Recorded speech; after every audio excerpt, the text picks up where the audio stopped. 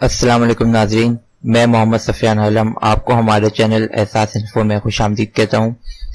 آج کی ویڈیو کا تعلق طنز و مزاح سے ہے، جس کا آڈیو ڈاکٹر امین بیگ صاحب نے کیا ہے، تو ویڈیو کو لاسٹ تک ضرور دیکھیے گا۔ اور اگر آپ ہمارے چینل پر نئے ہیں تو ابھی نیچے جا کر چینل کو سبسکرائب کر دیجئے، ساتھ ہی بیل آئیکن کو پریس کر دیں تاکہ نئی آنے والی ویڈیوز آپ کو آسانی سے مل جائیں، اور ویڈیو کو آخر میں لائک ضرور کر دیے گا، اس سے ہمارے چینل کی حوصلہ افزائی ہوگی اور ہم آپ کے لیے نئی انفارمیٹیو ویڈیوز لانے کی جلد از جلد کوشش کریں گے۔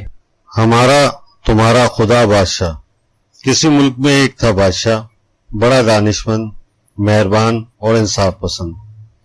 اس کے زمانے میں ملک نے بہت ترقی کی اور رعایا اس کو بہت پسند کرتی تھی۔ اس بات کی شہادت نہ صرف اس زمانے کے محکمہ اطلاعات کے کتابچوں اور پریس نوٹوں سے ملتی ہے، بلکہ بادشاہ کی خود نوش سوانح عمری سے بھی۔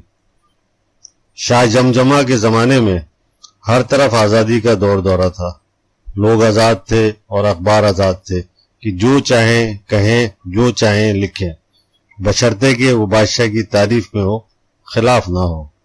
اس بادشاہ کا زمانہ ترقی اور فتوحات کے لیے مشہور ہے۔ ہر طرف خوشحالی ہی خوشحالی نظر آتی تھی، کہیں تل دھرنے کی جگہ باقی نہ تھی۔ جو لوگ لکھپتی دیکھتے دیکھتے کروڑ پتی ہو گئے۔ اس نے انتظام ایسا تھا کہ امیر لوگ سونا اچھالتے ملک کے اس سرے سے اس سرے تک، بلکہ بعض اوقات بیرون ملک بھی چلے جاتے تھے۔ کسی کی مجال نہ تھی کہ پوچھے اتنا سونا کہاں سے آیا اور کہاں لیے جا رہے ہو۔ روحانیت سے شغف تھا۔ کئی درویش اسے ہوائی اڈے پر لینے چھوڑنے جاتے یا اس کی کامرانی کے لیے چلے کاٹتے تھے۔ طبیعت میں افو اور درگزر کا مادہ ازہد تھا۔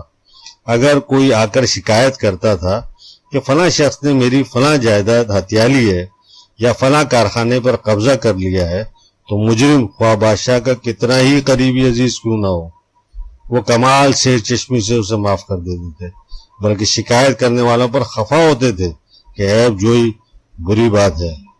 جب بادشاہ کا دل حکومت سے بھر گیا تو وہ اپنی چیک بکیں لے کر تارک الدنیا ہو گیا اور پہاڑوں کی طرف نکل گیا۔ کچھ لوگ کہتے ہیں اب بھی زندہ ہے، واللہ اعلم بالصواب۔